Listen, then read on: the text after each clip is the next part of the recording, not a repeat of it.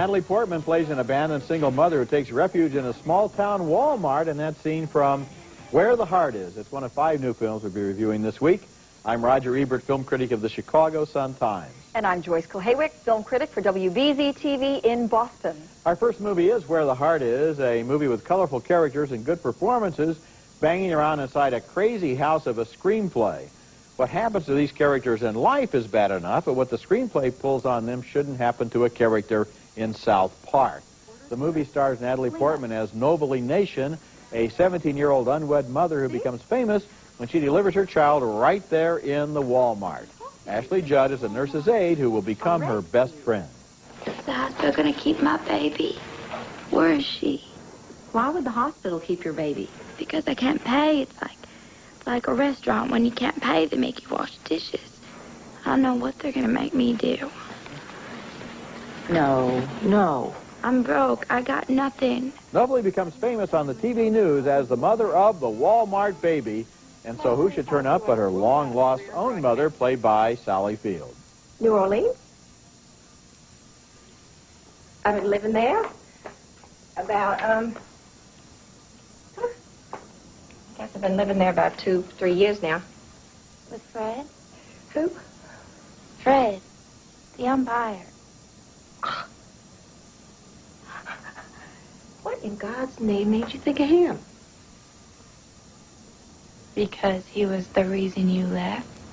Kindly local townspeople give Nobley a home. Stockard Channing is wonderful as sister husband who is both devout and naughty. And we ask forgiveness, Lord, for the fornication that Mr. Sprock and me have committed again this afternoon. Amen. Amen. Amen. James Frayne plays Forney, the local librarian. He loves her, but Nobley fears that she'll hold him back in life. Forney's different from us. He went to college. His family had money. What are you trying to say? That you're not good enough for him? The movie includes tornadoes, kidnapping, alcoholism, amputations, and child abuse, and flashes forward in time at such a dizzying rate that the characters are always having to explain what year it is now. Somehow, a good cast is able to create lovable characters in the middle of this chaos, but the screenplay is all over the map. I got to give it thumbs down. You know what? I give it a thumbs up. Okay. I recognize everything you're saying about this, but I thought Natalie Portman absolutely held the center of this film. The last time we saw her, she was sort of a sullen teenager in Anywhere But Here, but she makes this transition from a teenager into young womanhood so beautifully. She does it in real life, she does it on the screen, and she makes all of these things believable. I also loved her resourcefulness. I love the idea that she was inventing herself. I thought that was a very liberating story. I mean, I would agree that it was a bad time for Stockard Channing to go out and deliver some soup. But I think... Yeah, but I mean, well, for example, how about that scene where she's holding on by her fingernails in the tornado and grabs her baby as it flies past? I mean, some of the what's wrong with that? That happened. They have tornadoes there. I thought that scene worked. It was effective. There are good scenes in this movie, but I think it could have been a lot better movie with a tighter screenplay. I liked it. It worked for me. Our next movie is The Last September, based on the novel by Elizabeth Bowen. Set in Ireland in 1920, the movie examines the decline of British rule and also the Anglo-Irish aristocracy. They were the wealthy heirs of the English immigrants born in Ireland, but who consider themselves Irish. At the country estate of the Nailers, 19-year-old Lois, played by Keely Hawes, is just beginning to explore romantic love and is being courted by British Army Captain Gerald Colthurst, played by David Tennant. You mustn't write such things to me, you know. Oh. You get my letter? But Lois is also attracted to a fugitive Irish rebel played by Gary Lydon. Like? Killing. You get used to it. While the Irish rebellion erupts all around them, Lois's aunt and uncle, Sir Richard and Lady Myra, perfectly played by Michael Gambon and Maggie Smith, preside over a tennis party. I can't say I'm entirely sorry she's going soon. She's such a disruption. And I don't think she has at all a good effect on Hugo. Hugo? You must have noticed. It's a thing I can't speak to poor Francie about, but I know she's noticed. The disruption is the flamboyant Marda, played by Fiona Shaw, who's still in love with the married Hugo, another guest at the mansion. I thought you didn't believe in it. What? Marriage? Yes. I never said so. You said you never would, and then you went and did, and now it's too late. The movie fails to conjure up sympathy for these fog-bound aristocrats who are blind to the inevitable deterioration of their way of life, while simultaneously inviting us to feel that there is something poignant in this. And the Nailers' insistence on their tribal connections to Ireland when they are English by blood, custom, and religion is also confusing. Finally, I felt Keely Hawes was miscast as Lois. She seemed too old and unexpressive in a very pivotal role. The Last September was ultimately a disappointment. I agree with you. I really do, and everything you said. And Lois, the character played by Keely Hawes, is obviously based on Elizabeth Bowen, who was 21 in 1920 and who grew up in an Anglo... Her milieu. It's her story. She grew up in an Anglo-Irish country house in County Cork. But the problem with Lois is she's maddeningly indirect in her relationships with men. There were two guys in this movie who either one could lose their life because of her feelings, and she isn't even sure if she likes them. I mean, she's kind of flattered by their attention, but we want more focus on that character. We want to know what she's thinking and why. It's always superficial. Yeah. One has the sense that she's simply out for an adventure and that it doesn't tap into some sort of deeper schism that she has about her identity. You know, she in fact is carrying the burden of this movie's themes. You know, this split. Are they Irish? Are they English? There's this rebellion going on. We've got these aristocrats. She needs to carry that, and we need a much more expressive, volatile, and mutable actress. Or for that matter, it's too bad that because movies are the way they are, it has to be the story of the young people and their love affair, when the two most interesting people in the movie are obviously Maggie Smith and Michael Gambon, as this old couple who are really having their last September, you know, maybe in Ireland, maybe in life. Coming up later in the show, Dennis Quaid creates a maze of alternative futures in frequency. Something we did changed the past. And coming up next, the Flintstones in Viva Rock Vegas. Flintstones, meet the Flintstones, before they were a family. Now that's a dumb idea. Who's gonna pay to see dinosaurs? See, I got dinosaurs in my backyard. The Flintstones in Viva Rock Vegas takes us back to the days when Fred and Wilma Flintstone first met and fell in love. And in that scene, we saw them doing a double date with Barney Rubble and his new friend Betty. Both Rock Vegas and a prehistoric theme park named Sage Park are excuses for many jokes which all have the same tired theme. Life was the same then as it is now, except then everything was made out of rocks and there were a lot of dinosaurs.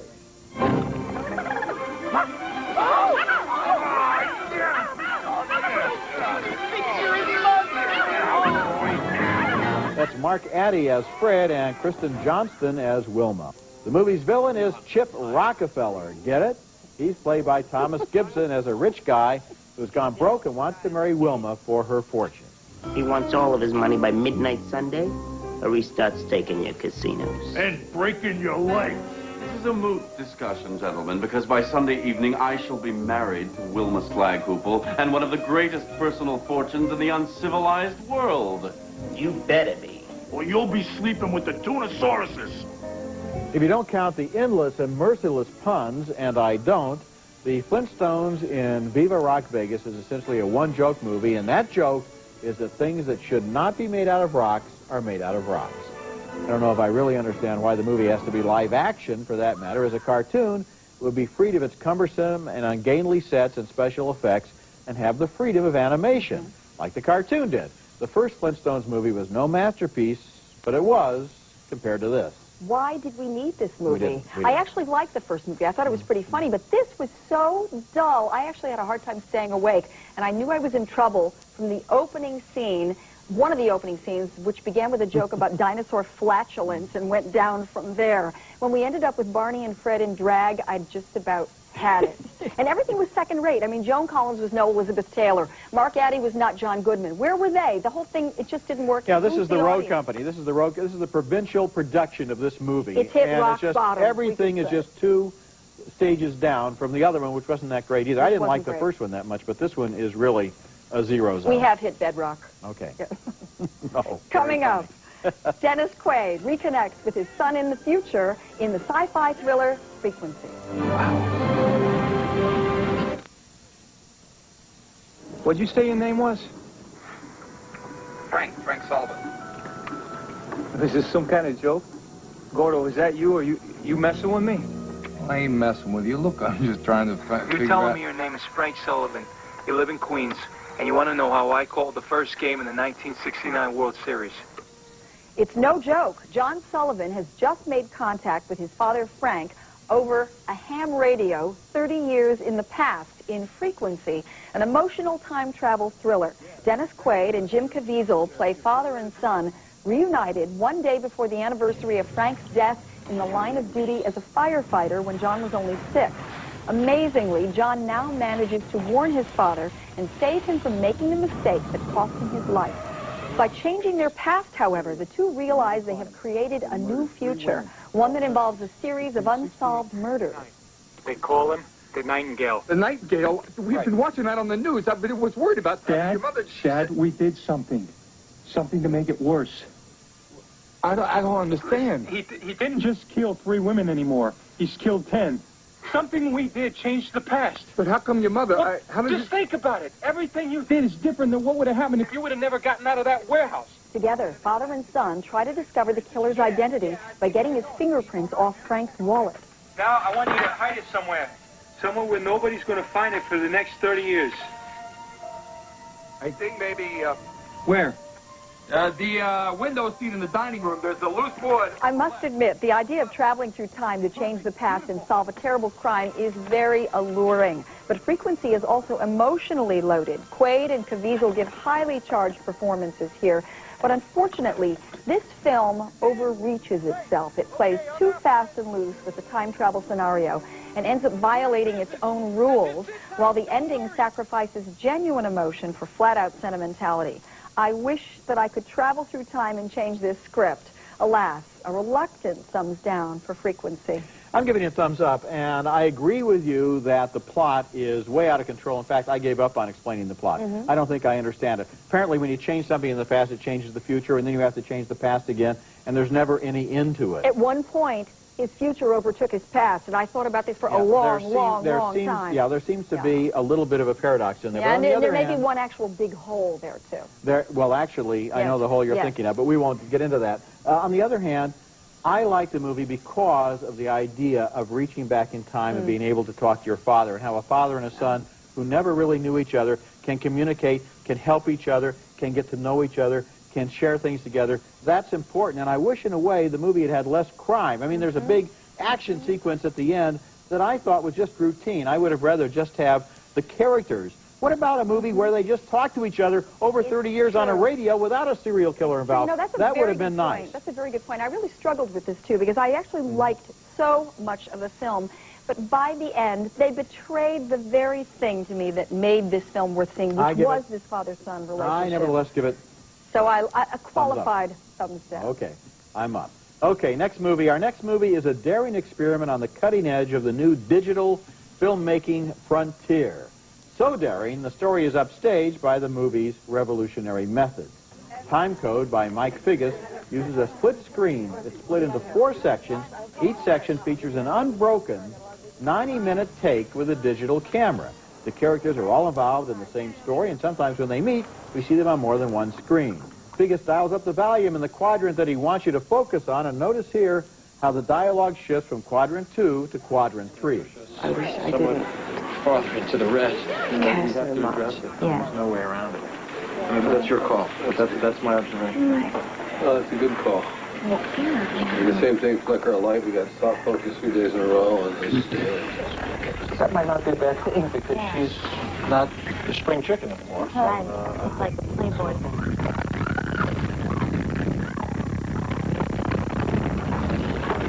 Rose is a would-be actress played by Salma Hayek, who is having an affair with a filmmaker played by Stellan Skarsgård, who gives her the brush off in quadrant 3. I have a meeting. I gotta go, darling. I'm sorry. Alex, you just got here. I can't get you an audition if I don't have a company. You know, and to have a company, I gotta go to meetings. Where's my jacket? And a little later, again in quadrant 3, Rose, the actress, gets an audition with a director played by Richard Edson. You don't know what this means to me. No, you don't know what this means to me. I've been looking for somebody for 5 weeks, and I saw you the second I saw you. I've been looking I for knew somebody you would all be my here. life that would discover me, you know. know because, Well, I am it, and you are it, and we will be it together. So let's go right now. This movie is not actually as hard to follow as you might think it is. Mike Figgis' sound strategy underlines what's most important at any given moment. There are some effective moments here and prodigious displays of acting since all of the leads are more or less on camera continuously for 90 minutes straight. But Timecode is essentially a technical exercise. It doesn't absorb us in the story because the method keeps pulling us away from the story.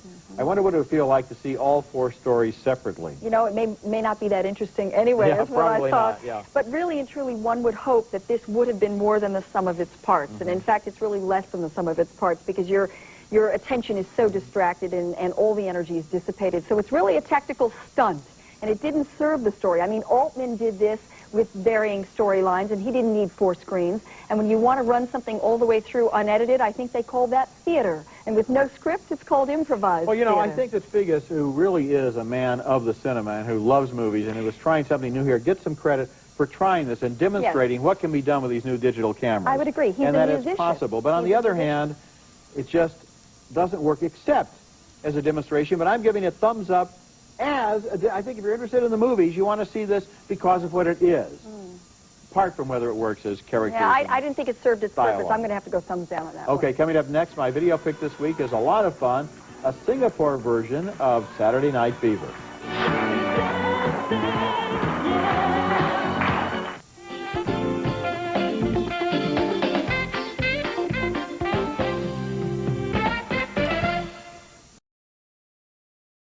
My video pick this week is a movie named That's the Way I Like It, and this one you got to see in order to believe. It's a 1999 Singapore musical based cheerfully and obviously on John Travolta's 1977 hit, Saturday Night Fever. And in its own way, it has some of the same energy and charm. The movie stars Adrian Pang as a guy who works in a supermarket and has been to see Saturday Night Fever countless times.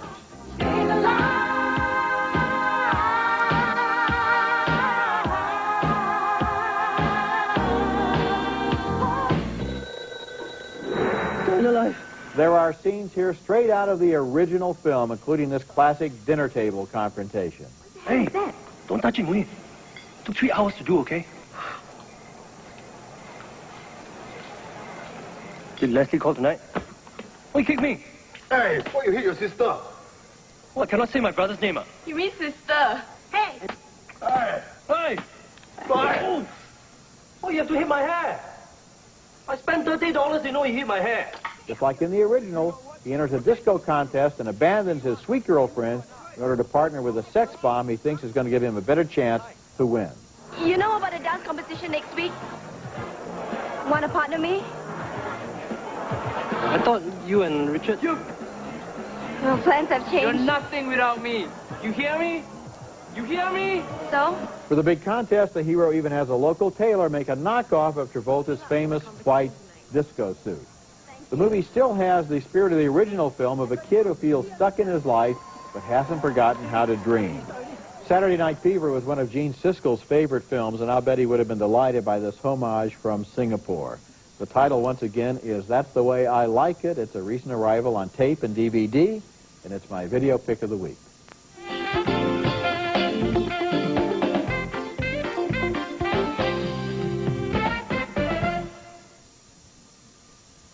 Now let's take another look at the movies we reviewed on this week's show. A split decision for Where the Heart Is. Joyce thought the characters redeemed the script. I didn't. 2 thumbs down for The Last September, which we both felt lacked a strong central focus. 2 big thumbs down for The Flintstones in Viva Rock Vegas. But we split on frequency, although we both responded to the moving father-son relationship. And finally, another disagreement on Timecode, Mike Figgis' groundbreaking digital film. It doesn't really work as a story, but I think it's worth seeing as an experiment. And I would like to second that. I have to say I applaud the effort, even though it was dull for me. Okay, remember you can hear our reviews on the web, Joyce and myself, at ebert-movies.com, part of Go Network, and my print reviews are online at suntimes.com/Ebert. Next week, we'll be back with reviews of more new movies, including Gladiator with Russell Crowe pitted against the might of the Roman Empire. That's next week, and until then, the balcony is closed.